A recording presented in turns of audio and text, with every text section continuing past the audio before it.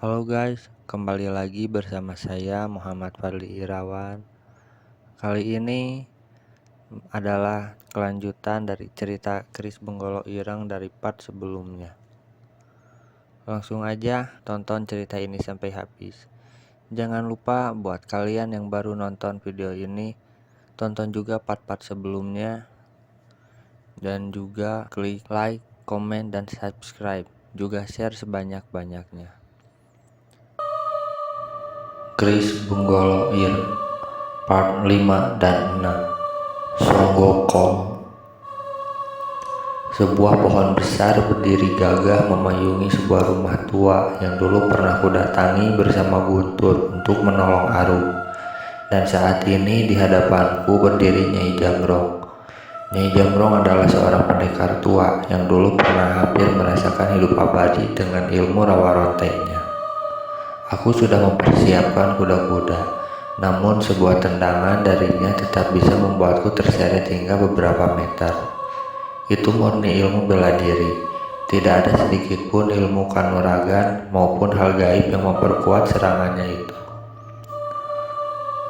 Sudah Nyai, aku tidak ingin bertengkar. Yang kami hadapi kali ini bukan musuh sembarangan.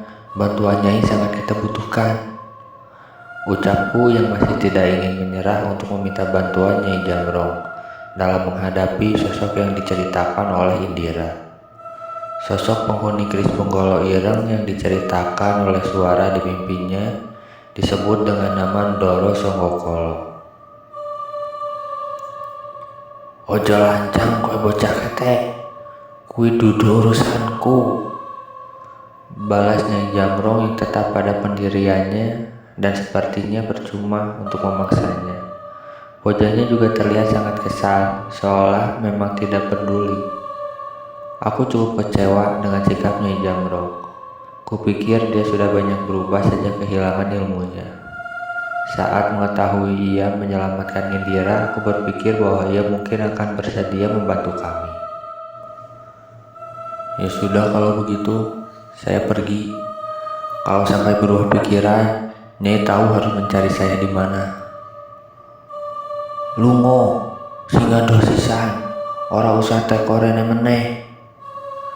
Mendengar umpatan Nyai Jamrong, aku mengambil batu kerikil yang ada di dekat kakiku, melemparkan tepat ke kepalanya dan segera berlari untuk melampiaskan kekesalanku. Dasar setan, bocah ketek, kualat kamu sama orang tua, teriak Nyai Jamrong yang ingin membalas lemparanku, namun tertahan karena aku sudah berhasil berlari cukup jauh. Gimana Mas Cahyo? Tanya Guntur yang menyambutku di rumah Boningrum, tempat Indira beristirahat sementara. Percuma, emang dasar nenek-nenek, dia gak mau meninggalkan desa ini sama sekali, jawabku. Guntur terlihat kecewa, namun ia terlihat berpikir seolah masih ingin mencari cara agar Nyai Jamrong mau membantu kami. Sementara itu, aku menghampiri Indira yang terlihat masih trauma dengan apa yang ia alami. Indira, malam ini kita bersiap. Besok kita cek keadaan desamu. Siapkan diri menyaksikan untuk hal yang terburuk. Ucapku yang memang sudah menduga bahwa mungkin sudah banyak korban dari desa tempat tinggal Indira. Indira sudah menceritakan semuanya mengenai bapaknya yang membunuh seluruh ibu dan bayinya, sosok-sosok yang muncul di sekitar bapak, suaranya yang memberi petunjuk di mimpinya, hingga sosok nenek yang menyerang desa Guntur. Iya Mas Cahyo, cepat atau lambat sepertinya saya harus menghadapi bapak, jawab Indira yang memaksakan dirinya untuk terlihat tegar. Kamu hebat Indira, perempuan lain mungkin sudah gila saat mendapat musibah sepertimu, ucapku. Mungkin ini semua karena Mbok Nasri tinggal bersamanya membuatku merasa lebih tenang dan menghargai hal-hal yang tersisa di hidup saya, jawab Indira. Iya, Indira juga menceritakan saat ia ditolong oleh Mbok Nasri dan tinggal bersamanya. Seorang wanita paruh baya yang hidup sendiri dengan kesederhanaannya. Mungkin saja ilmuku dan Danan tidak mampu untuk memulihkan trauma yang dialami oleh Indira. Tapi keikhlasan seorang Bonasri dengan kesederhanaannya malah justru bisa menguatkan Indira hingga seperti ini. Ya sudah, sebelum berangkat besok jangan lupa pamit ke Bonasri ya. Ucapku mengingatkan Indira yang dibalas dengan sebuah anggukan. Kamu gimana Tur? Jadi mau ikut? Tanyaku pada Guntur yang katanya sudah berguru kepada Nyai Jamrong dan setidaknya memiliki ilmu untuk melindungi diri. Enggak mas, enggak jadi, aku di sini aja.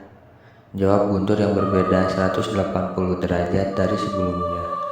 Mungkin ia telah menyadari sesuatu. Pilihan bijak, kamu sudah tambah dewasa. Ucapku mencoba memuji Guntur.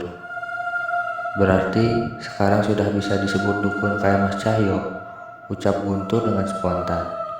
Aku segera menoleh ke arahnya dengan wajah kesalku dan melemparkan sarungku.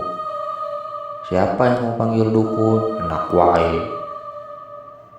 Lah, kalau bukan dukun nyebutnya apa? Tanya Guntur yang aku tahu dengan jelas maksudnya untuk meledekku.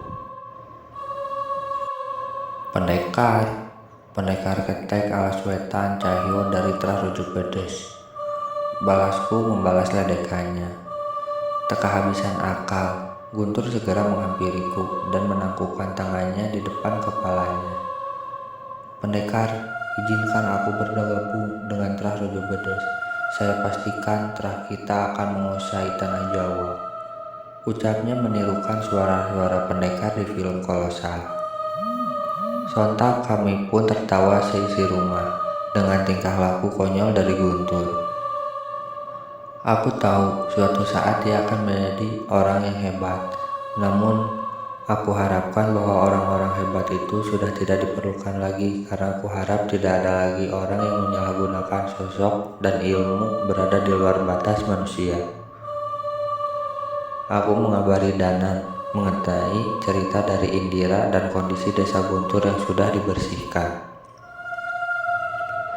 Ia akan menyusul ke desa Indira setelah menemui seseorang yang bernama Mbah Jiwo yang kata Pale bisa membantu memulihkan benda yang pernah menyegel keris penggolo ireng. Malam itu aku mencoba terakhir kalinya untuk meminta pertolongan Nyai Jamrong dengan mencoba menghampirinya ke dalam hutan. Tapi sebelum sampai ke kediamannya terdengar suara yang cukup berisik. Aku mencoba mendekat. Namun yang terlihat di sana adalah Guntur yang sebagian tubuhnya lebam oleh serangan Nyai Jamrong. "Eyang, serang lagi!" teriak Guntur yang dibalas dengan tendangan yang cukup kuat, namun bisa ia hindari dengan gerakannya yang cukup lincah. Namun tetap saja, serangan terakhir Nyai Jamrong berhasil mendarat di tubuhnya. Walaupun sempat ditahan, serangan itu berhasil membuat Guntur terseret sepanjang beberapa meter. "Sudah gak usah bertele-tele, mana mungkin bocah pemalas kayak kamu kesini malam-malam untuk berlatih," teriak Nyai Jamrong sepertinya sudah membaca maksud Guntur. Guntur membersihkan debu yang ada di tubuhnya dan kembali mendekat. "Aku sudah cukup kuat kan Eyang? Bukan berarti kamu bisa sombong." "Bukan itu Eyang, Guntur akan ngejagain Arum selama Eyang pergi. Jadi tolong bantuin Mas Cahyo, dia pasti kewalahan." Seketika aku kaget dengan perkataannya. Rupanya Guntur melakukan hal ini agar Nyai Jamrong mau membantuku. "Kamu jangan sombong dan jangan salah sangka. Bocah ketek itu lebih hebat dari yang kamu pikirkan. Sudah sana pulang," perintah Nyai Jamrong. "Tapi Eyang," Guntur ngerasain perasaan yang gak biasa. "Ini bahaya yang besar," ucap Guntur yang terus berusaha memaksa. "Sudah kamu pulang sana." "Kenapa sih Eyang masih keras kepala gak mau nolongin Mas Cahyo?" "Eyang bilang sana pulang, bukan bilang gak mau nolongin kan?" Nyai Jamrong menjawab sambil melangkah meninggalkan Guntur dan masuk ke dalam rumahnya. Mendengar ucapannya Jamrong itu, Guntur sedikit tersenyum dan terduduk. Sepertinya pertarungan tadi sudah berlangsung cukup lama hingga menguras tenaganya. Aku tidak dapat mengerti jalan pikirannya Jamrong. Mungkin saja ia punya caranya sendiri untuk menolongku. Namun, sebaiknya aku tidak berharap banyak dari seorang yang sebelumnya adalah pengguna ilmu hitam, yang telah menghabisi banyak nyawa hanya demi ilmu. Sebaiknya aku tidak perlu lagi mencampuri urusan mereka. Mungkin lebih baik hari ini aku beristirahat total untuk mempersiapkan perjalanan besok. Lagi pula, masuk angin yang kudapat selama perjalanan mobil Mas Jagat saat ke rumah Dirga juga belum pulih sepenuhnya. Sepertinya ini hukuman karena terlalu banyak sok bertingkah keren.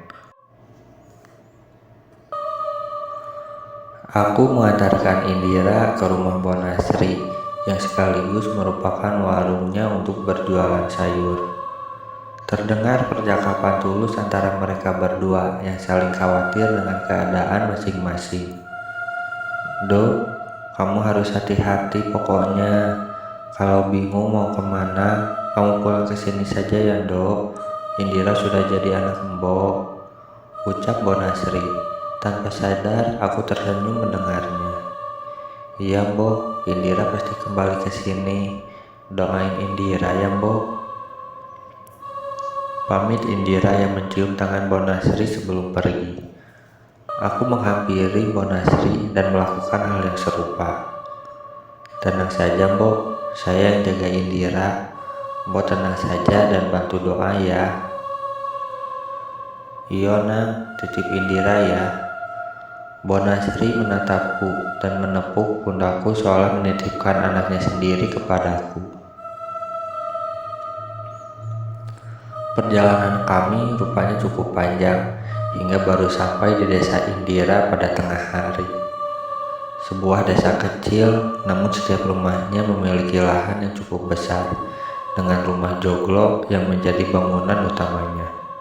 Rumah Indira merupakan salah satu yang terbesar di sana dan cukup mencolok. Menurut ceritanya, keluarganya memang cukup berbeda dengan penghasilan dari sawah miliknya yang digarap oleh warga desa.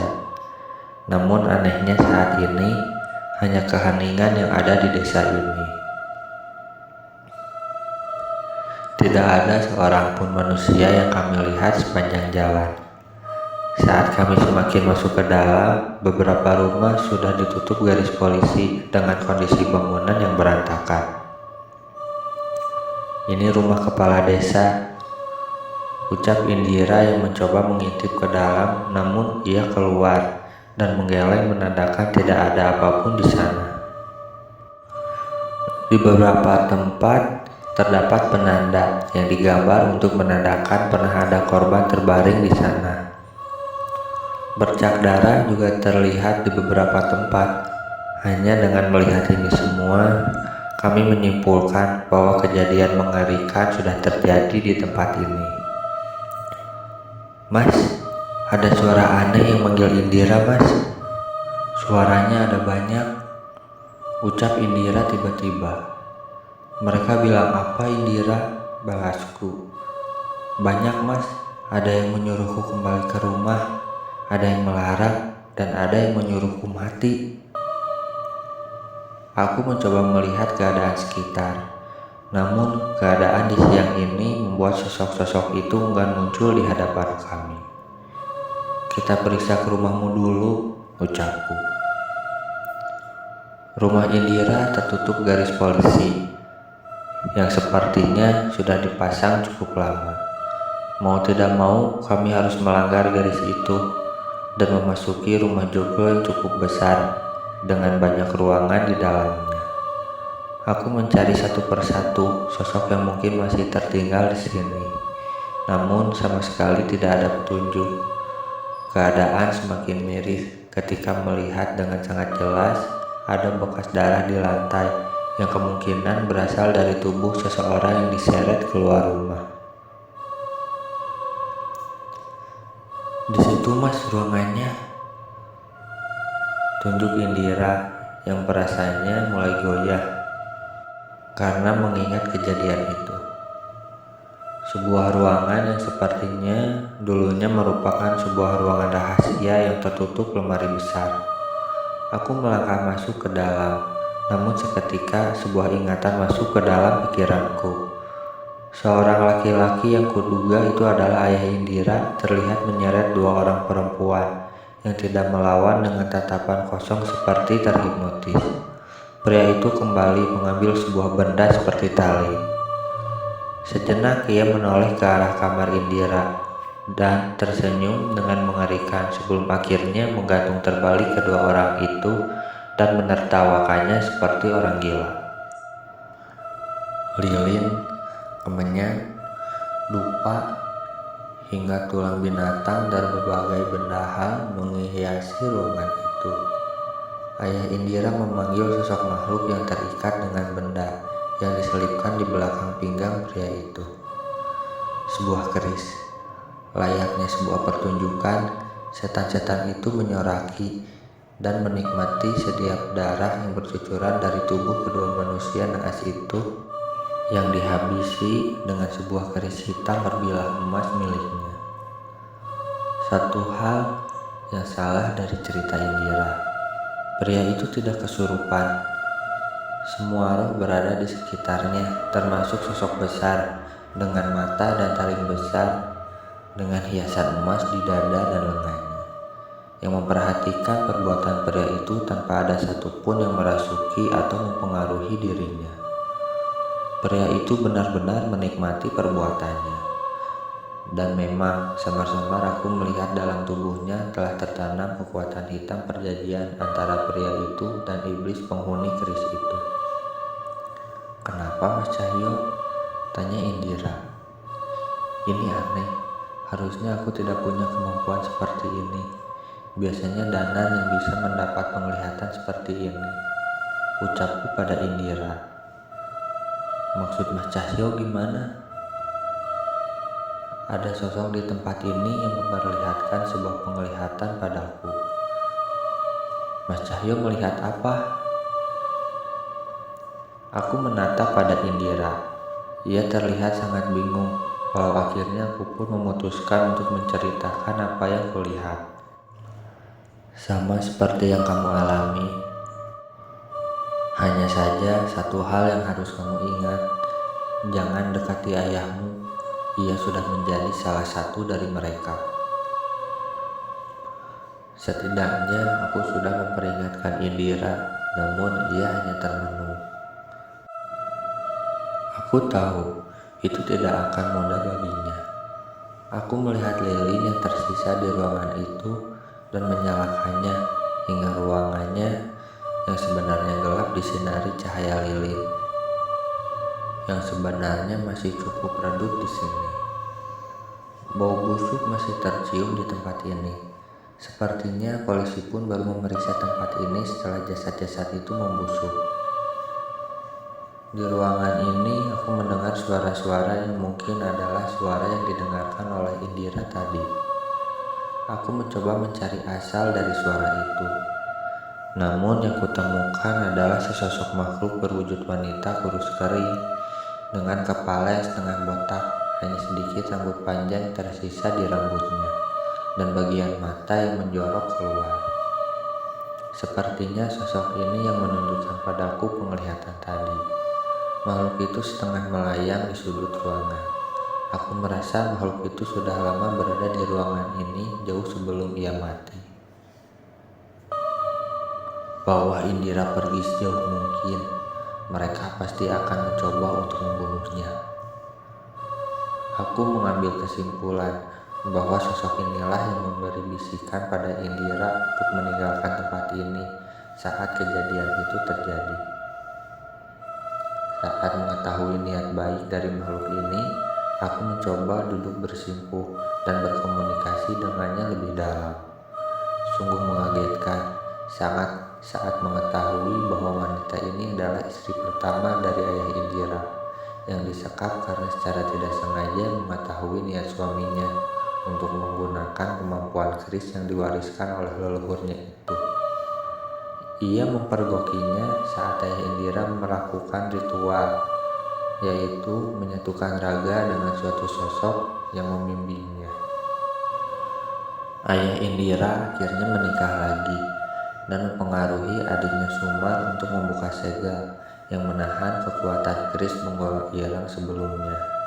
Akhirnya ia kembali merebut keris itu dengan mengadu domba kedua adiknya.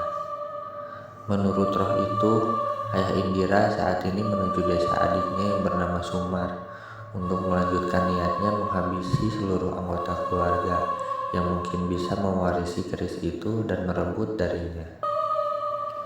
Dia bukan manusia. Orang itu adalah hasil hubungan sepasang manusia dengan sosok siluman anak buah Songgokolo. Ucap makhluk itu. Tunggu, itu tidak wajar. Lagi pula, kalau ayahnya merupakan manusia yang ternoda oleh keturunan jin, apakah Indira juga sama? Ini yang kupikirkan saat ini, sembari sedikit menoleh ke arah Indira.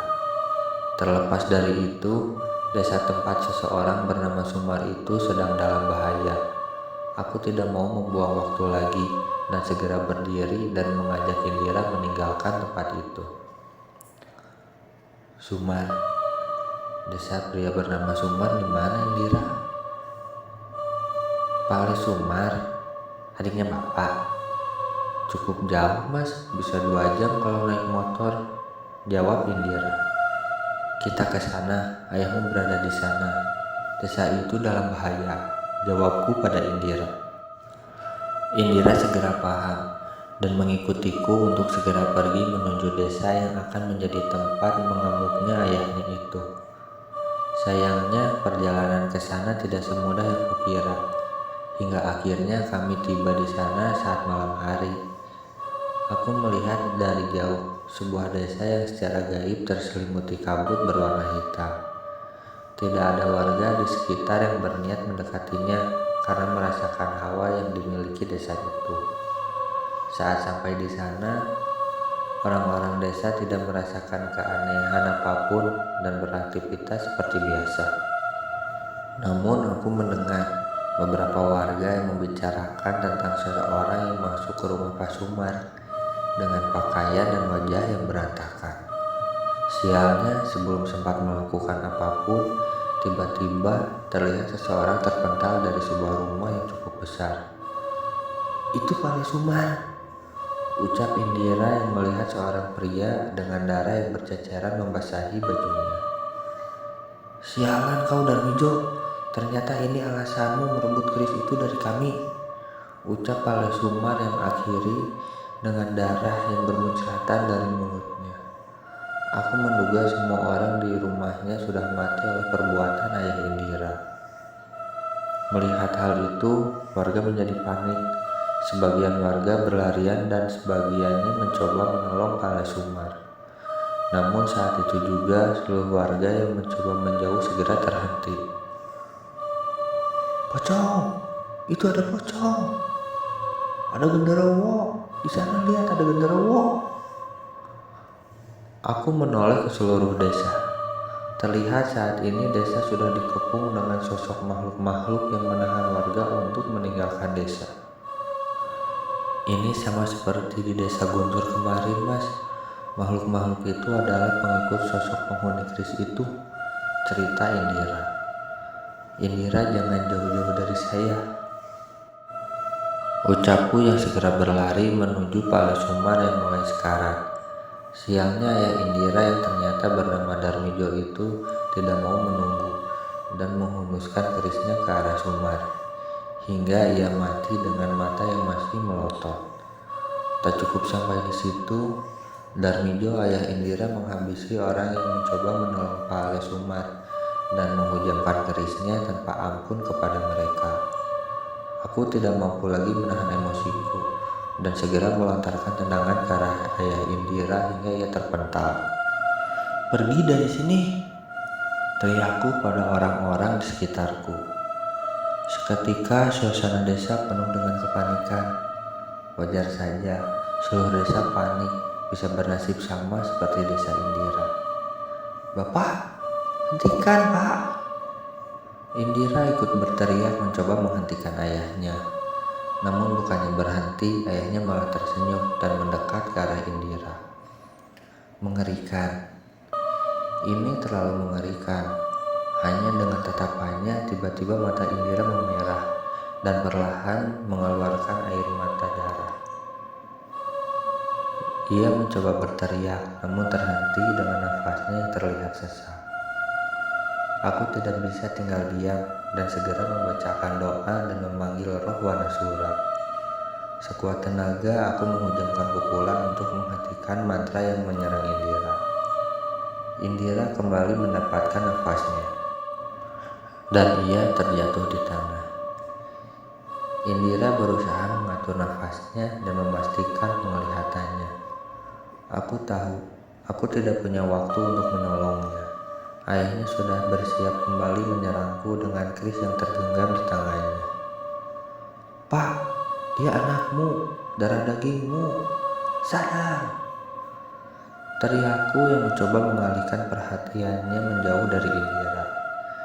Namun, sepertinya ia tidak peduli dan terus mengincar Indira. Aku pun tidak mau mengambil resiko dengan menyerangnya bertubi-tubi dengan kekuatan dari Wanasura. Namun tidak seperti tadi. Kini semua seranganku tertahan dengan kekuatan hitam yang menyelimuti tubuhnya. Sepertinya serangan fisikku tidak mampu menembus kekuatan ini.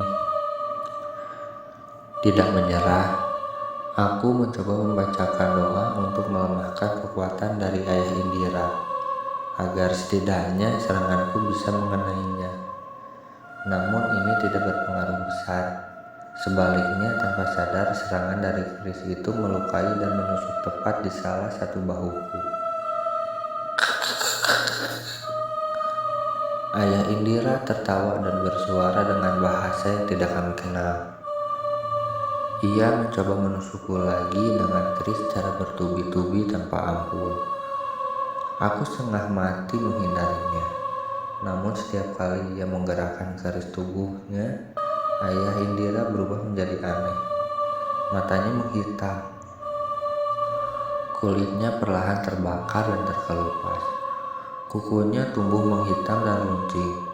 Semakin ia mengayunkan keris tubuhnya, berubah menyerupai demit hitam, persis seperti yang kulihat di ruangan tempat Ibu Indira dibunuh.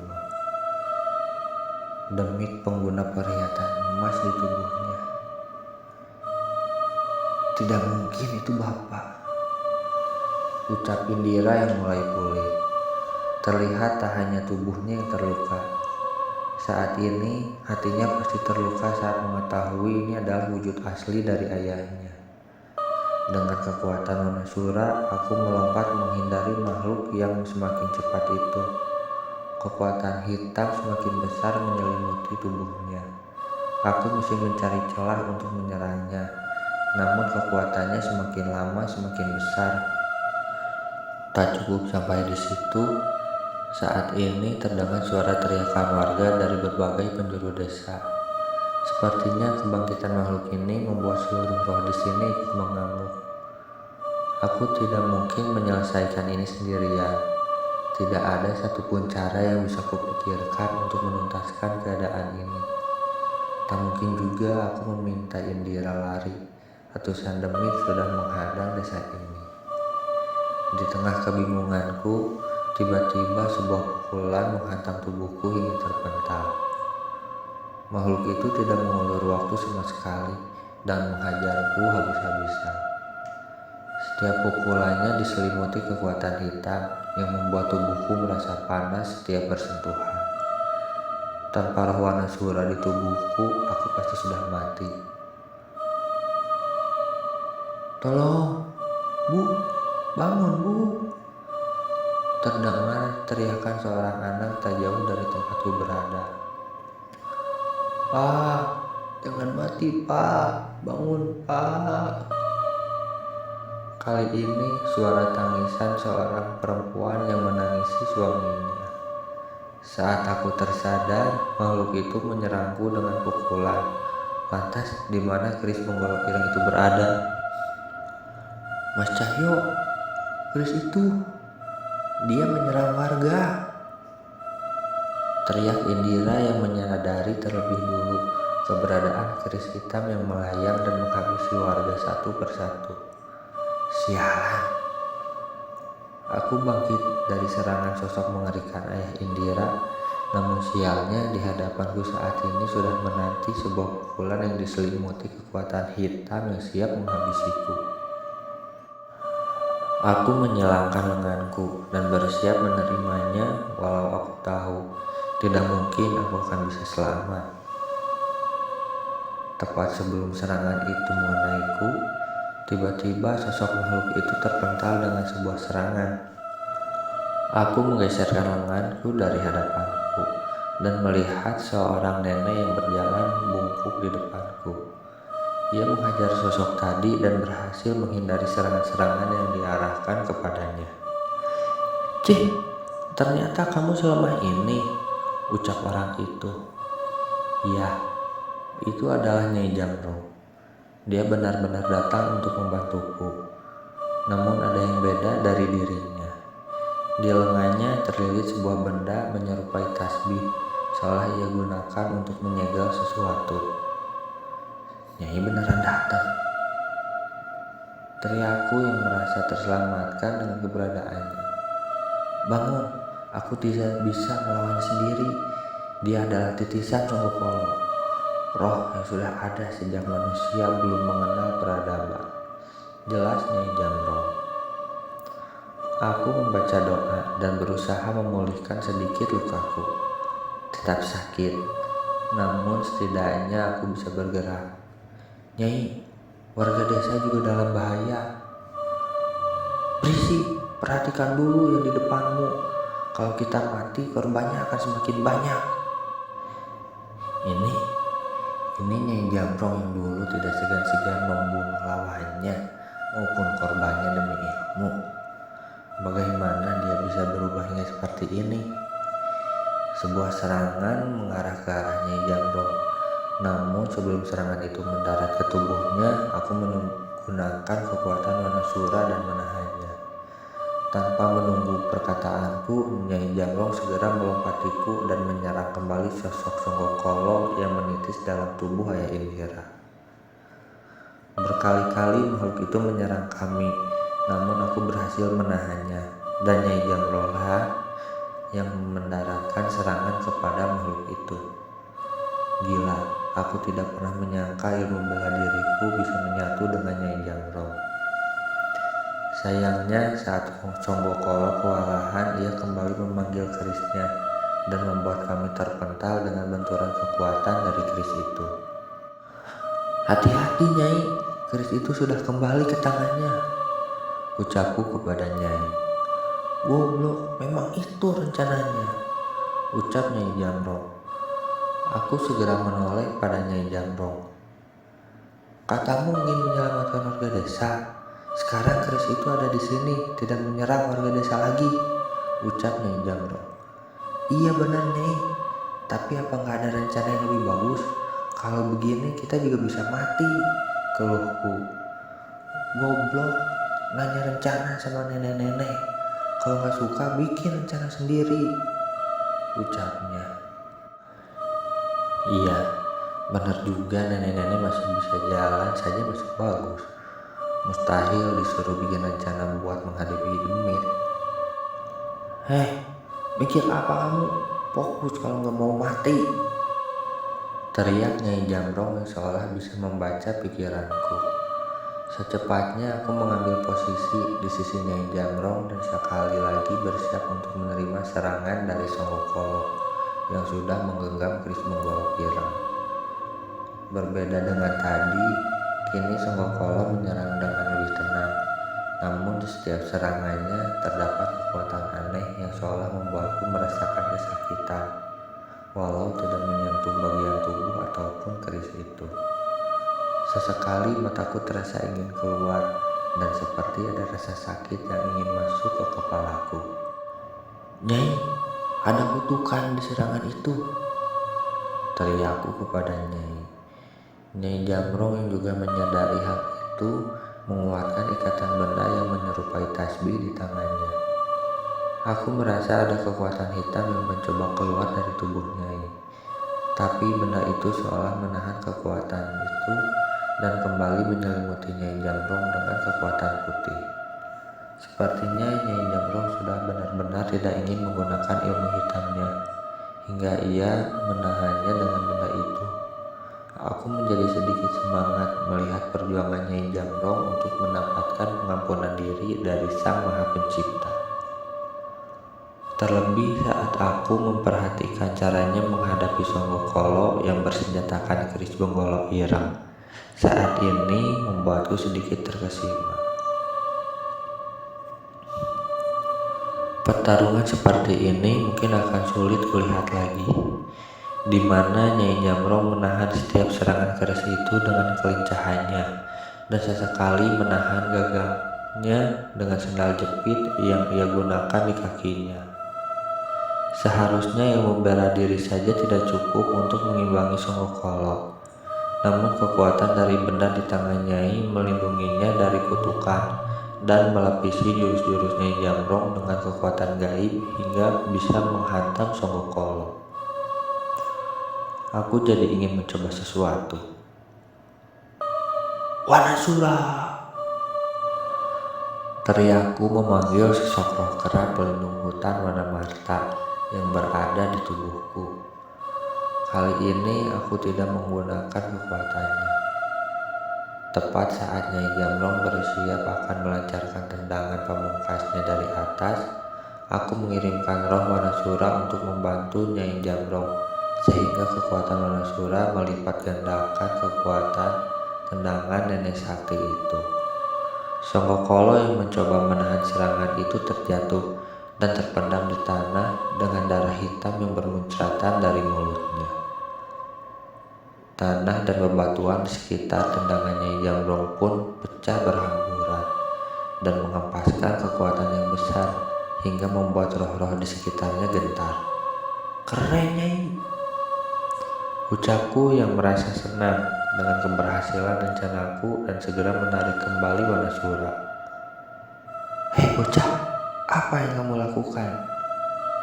Tanya Nyai Jamrong yang terlihat bingung dengan besarnya kekuatan itu. Kenalin, itu Wanasura, roh kera dari alas Wanamarta.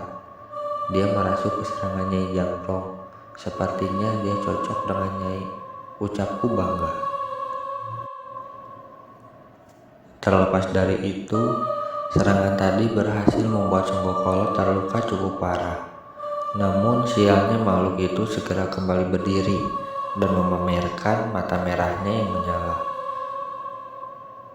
Nyai Jamrong, kowe yoto podo demi teh karo aku, ora usah sesuci. Tiba-tiba Songgokolo mulai berbicara di hadapan kami. Mendengar ucapan itu, Nyai Jamrong hanya diam saja. Sepertinya ia memang tidak ingin menyangkal dosa-dosa yang ia lakukan sebelumnya. Jaga bicaramu, kamu pastikan kau selesai di sini. Ucapku yang tidak sadar ingin menyerangnya lagi. Selesai. Kamu tidak mengerti apa-apa, bocah. Saat kekuatanku kembali sepenuhnya, bahkan Nyai Jamrong dengan seluruh kekuatannya pun tak akan mampu melawanku. Ucap makhluk itu. Tak peduli dengan ucapannya, aku segera menyerangnya lagi dengan seluruh kekuatanku yang tersisa, namun aku akan terpental tanpa dapat menyentuhnya. Wis bocah tete, wis rampung. Maksud Nyai apa? Tanyaku. Persiapan tumbalnya sudah selesai. Yang kita lawan setelah ini bukan lagi Songgokolo yang tadi, tapi makhluk yang sudah menghabisi banyak kerajaan di zaman dulu. Jelas Nyai Jamrong. Tak lama setelah ucapannya itu, tiba-tiba muncul sosok nenek tua berambut putih acak-acakan dengan wajah buruk persis seperti yang digambarkan Indira di ceritanya. Di belakangnya lagi pojok sosok kakek tua berjanggut dan beberapa orang yang sepertinya merupakan pengabdi dari sosok itu. Monggo Doro, tubuh terakhir sudah siap. ucap salah satu sosok dukun pengikutnya yang sepertinya bermaksud untuk menjemputnya. Nyai Jamrong, jadilah pengikutku. Kamu akan mendapatkan apapun yang kamu mau. Ucap Songokolo sambil berbalik meninggalkan kami menuju sebuah kabut hitam bersama dengan para pengikutnya. Entah, saat itu aku merasa terlalu kecil. Aku merasa kekuatanku seorang diri jauh bila dibandingkan dengan orang-orang di sekitarku saat ini. Demit goblok, itu ucapan yang kuucapkan pada pengikutku dulu, dan sebagian dari mereka sudah mati. Kau pikir aku akan tertipu?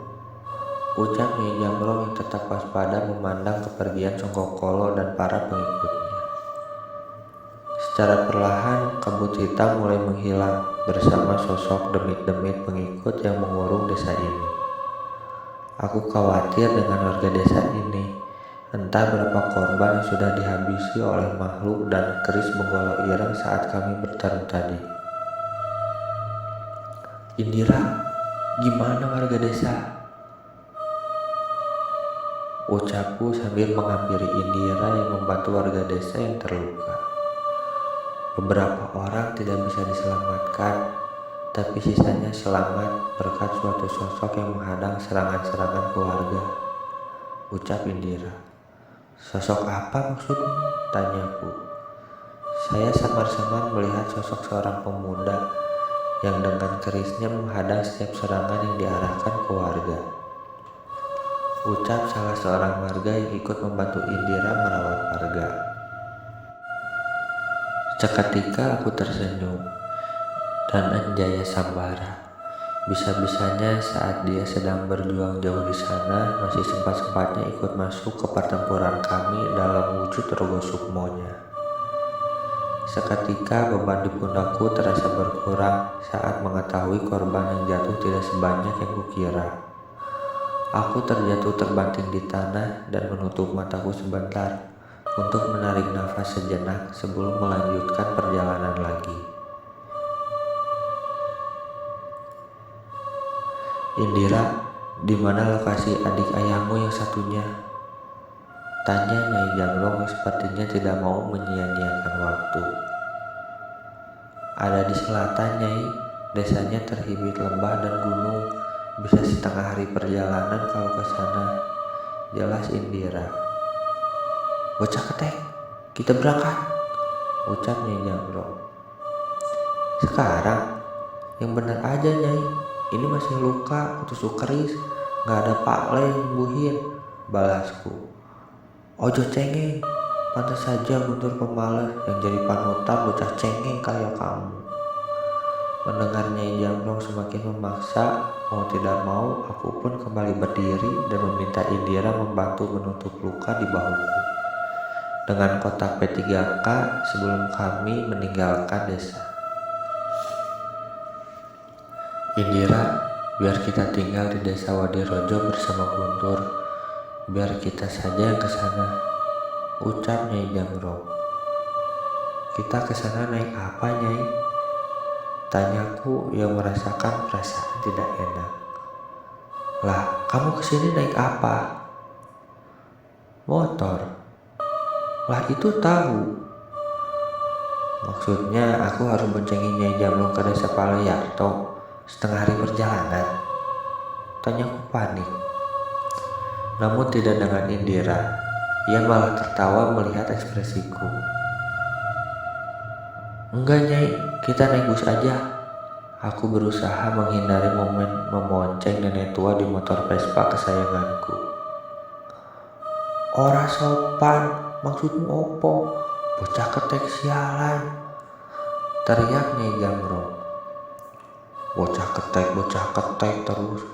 Tadi Eyang juga dirasuki Wanasura kan? Kalau aku bocah ketek berarti Eyang mbak ketek.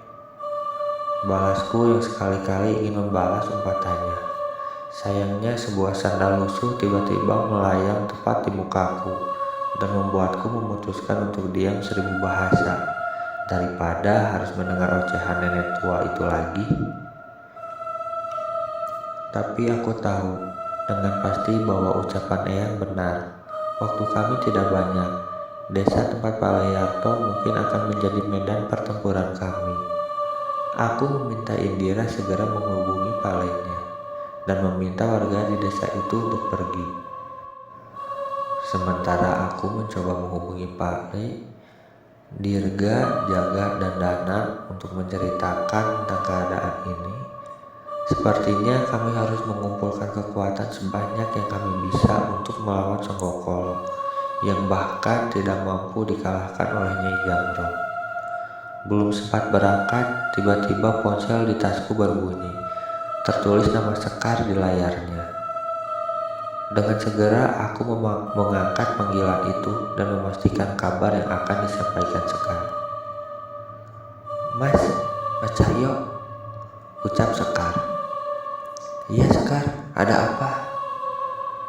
Suara Sekar terdengar gelisah, sepertinya terjadi sesuatu juga di sana. "Pak Le mas, Pak Le nggak sadarkan diri," ucap Sekar dengan nada yang sangat panik yang juga seketika membuat tubuhku kembali lemas. "Tenang Sekar, ceritain pelan-pelan," ucapku yang berusaha menenangkan Sekar. "Mbah Suroto barusan tiba-tiba kambuh. Pak Le kembali menahannya, tapi ada kekuatan besar yang melindungi sosok keris yang memasuki Mbah Suroto. Mbah Suroto kabur dengan dikuasai sosok di dalam keris Benggol Abang, seolah mengikuti perintah sesuatu. Sementara Pak Le terpental dan kehilangan kesadarannya." Itulah yang diucapkan oleh Sekar. Untuk kelanjutannya akan bersambung ke part terakhir atau part 7 dari cerita keris Penggolo Ireng.